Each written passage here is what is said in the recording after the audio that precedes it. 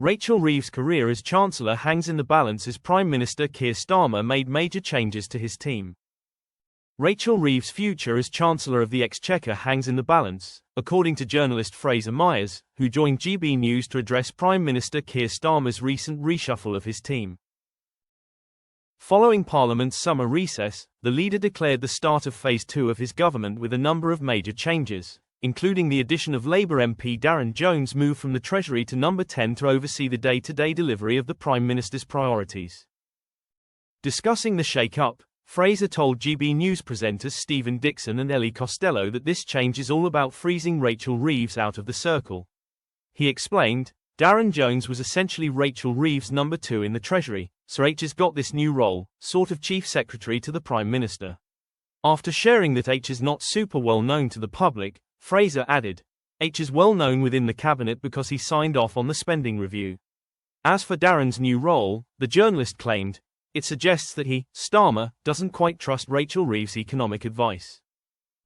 Fraser continued, until now, in fact, going right back to before they even won the election, he, Starmer, seemed pretty content to let Rachel Reeves get on with managing economic matters.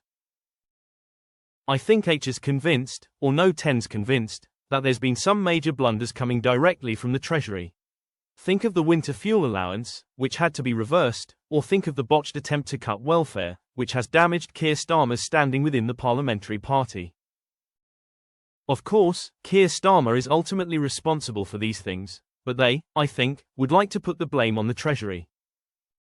After Stephen probed, how does it work? The guest shared, I think it's more that he wants to go to someone else before having to go to Rachel Reeves. I think it is about freezing her out of the circle. Reports suggest the shake-up has been done with an eye on the autumn budget. Last year's, the first by a Labour Chancellor for well over a decade, was met with major backlash over the increase in national insurance contributions for employers.